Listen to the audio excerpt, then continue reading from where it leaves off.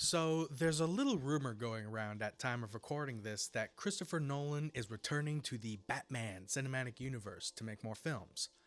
And you might think, well, we already have two Batmen going right now, so why? Could we have three Batmen running around? Well, actually, when you think about it, this is pretty much in line with what DC has been doing with their superhero properties. And in fact, it's the same thing that Marvel is doing, or at least will be doing. I don't do grammar well. Anyways, this leads up to the single question. The big trend in Hollywood these days has been cinematic universes. So, trends eventually die and a new one takes their place, so what's next? Well, I'm Andrew with Dolphin Image Studios, and this is the deep dive on what comes after the cinematic universe. Let's dive right in.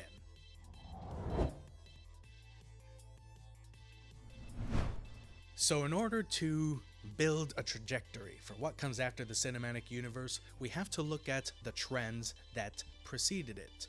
The first one that I'd like to highlight is the franchise, creating a new intellectual property out of seemingly thin air for audiences to enjoy.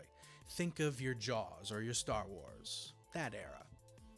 And then, of course, came the franchises, which was basically franchises that had a lot of sequels, or prequels, or in-between-equals, anything that Hollywood could create in linear fashion.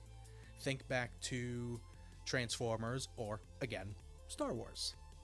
And then, of course, we're at where we are now, the cinematic universe era, which you can pretty much point at Marvel and the MCU and get the idea.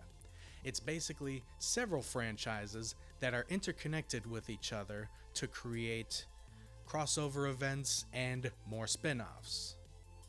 So, looking at what made the MCU and cinematic universes special, where are things going? Well, the multiverse, of course. I'm of course being facetious when I say of course, but think about it for a second.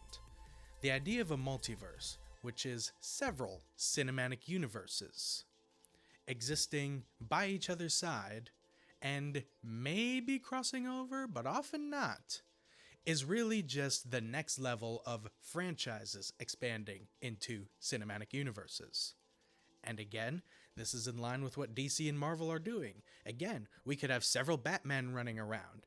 There's rumors about the third Spider-Man movie, which is to get all of the old Spider-Men back into the same film. If they pull that off, that'd be pretty rad, but we'll have to wait and see. Now, why would the studios do this? Doesn't this seem like a lot of work, a lot of creative expenditure, if you will? Well, of course, it comes back to the thing I mentioned earlier, intellectual property. By creating multiverses, you maximize the use and value of the intellectual property. By using the same character in different films with different actors, with different creative interpretations, you create something that different types of audiences may like one more than the other, and thus you maximize the property's exposure. And then, of course, there's the property itself, which as it's more exposed and as it becomes more popular, it increases in value.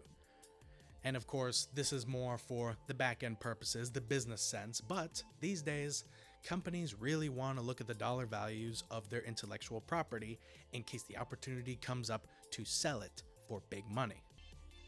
And finally, the other major reason the studios are doing this, because it provides more content for the streaming services.